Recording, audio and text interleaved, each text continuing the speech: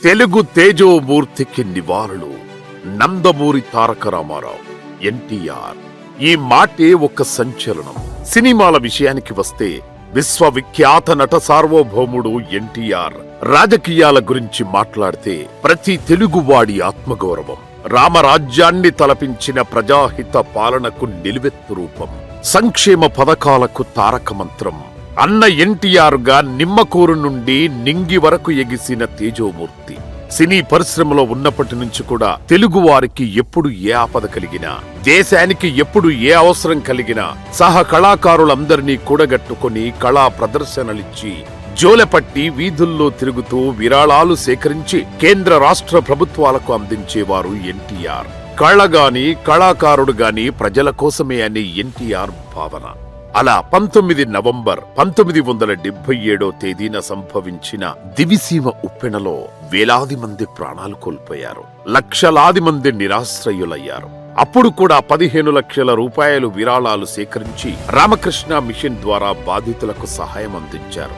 నాటి దివిసీమ సహాయ కార్యక్రమాల్లో పాల్గొంటున్న సమయంలోనే నిరుపేదల కన్నీళ్లు కష్టాలు చూసి చలించిపోయారు ఎన్టీఆర్.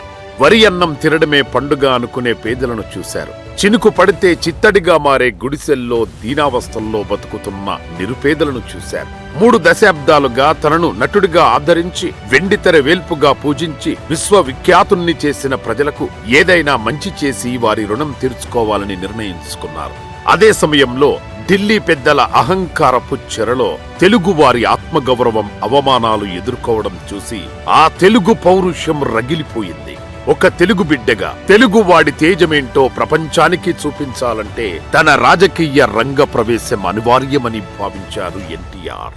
ఫలితంగా 1982 మార్చి 29న మధ్యాహ్నం 2:30 హైదరాబాద్ న్యూ ఎమ్మెల్యే క్వార్టర్స్ లో సభ జరిపి తెలుగుదేశం పార్టీని ప్రకటించారు. నేను తెలుగువాడిని, నాది తెలుగుదేశం పార్టీ, నా పార్టీ తెలుగు ప్రజల ఆత్మగౌరవం కోసం అంటూ చారిత్రాత్మక ఘట్టానికి ఊపిరిపోశారు. అది ఆవేశం కాదు, గర్జన.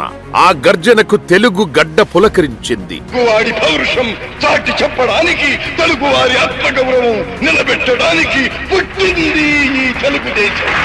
ఆశీర్వాదం, మంగళం.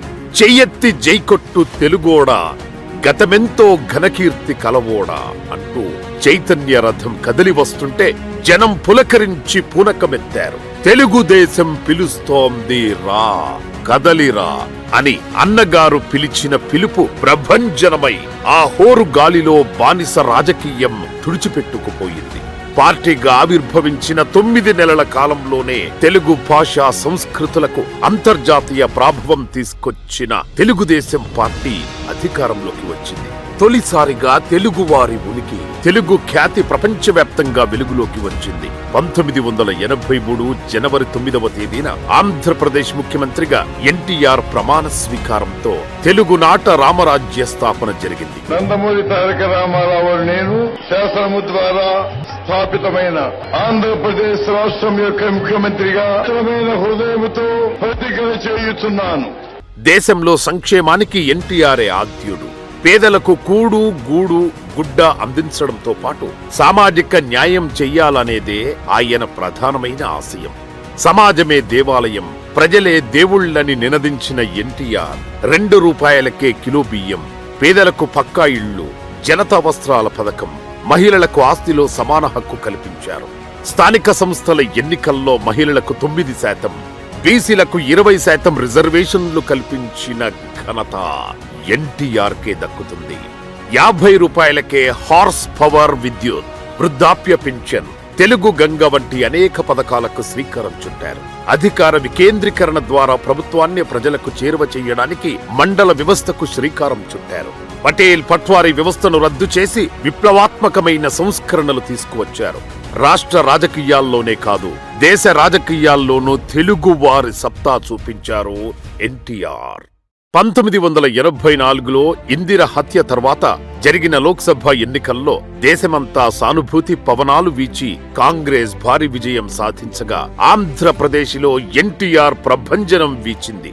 42 ఎంపీ స్థానాల్లో 35 స్థానాలు గెలుచుకొని రికార్డు సృష్టించారు. ఆ సమయంలో లోక్సభలో టీడీపీయే ప్రధాన ప్రతిపక్షంగా అవతరించడం విశేషం. ఆ తర్వాత జాతీయ స్థాయిలో ప్రతిపక్షాల ఐక్యతకు ఎన్టీఆర్ కేంద్ర బిందువయ్యారు. నేషనల్ ఫ్రంట్ ఆయన ఆధ్వర్యంలోనే ఆవిర్భవించింది. జనవరి 18, 1996 తెలుగింటి రామన్న, తెలుగు తల్లి ప్రియపుత్రుడు, కళామ్మ తల్లి ముద్దు బిడ్డడు, పేదల పాలిటి పెన్నిధి అన్న ఎన్టీఆర్ అస్తమించారు. ఎన్టీఆర్ జీవించింది 72 సంవత్సరాలే. కాని తన జీవిత కాలాన్ని ఒక యుగానికి విస్తరించుకున్న యుగ పురుషుడు ఎన్టీఆర్. ఒక సామాన్య రైతు బిడ్డగా పుట్టి 33 ఏళ్ల వెండితెర జీవితంలోనూ 13 ఏళ్ల రాజకీయ జీవితంలోనూ అద్వితీయ చరిత్రను సృష్టించిన తెలుగు వెలుగు ఎన్టీఆర్. ఎన్టీఆర్ స్థాపించిన తెలుగుదేశం పార్టీ నారా చంద్రబాబు నాయుడు గారి సారథ్యంలో పేదల సంక్షేమంలోనే కాదు, తెలుగు వారి కీర్తిని, సత్తాను దిగంతాలకు వ్యాప్తి చేసే అభివృద్ధిని తెలుగు జాతికి అందిస్తూ ఎన్టీఆర్ ఆకాంక్షలను నెరవేరుస్తోంది. ఎన్టీఆర్ ఆశయాల స్ఫూర్తితో స్థాపించిన NTR memorial trust, Basavatarakam cancer ఆసుపత్రులు సమాజానికి అద్వితీయ సేవలందిస్తున్నాయి. ఎన్టీఆర్ వర్ధంతి సందర్భంగా ఎన్టీఆర్ జీవిత చరిత్రను స్మరించుకోవడమే కాదు, ఆయన స్థాపించిన తెలుగుదేశం పార్టీని తెలుగు జాతి ఉన్నంత వరకు కాపాడుకోవాలనే శపథాన్ని తీసుకుందాం. జై తెలుగుదేశం, జై తెలుగుదేశం.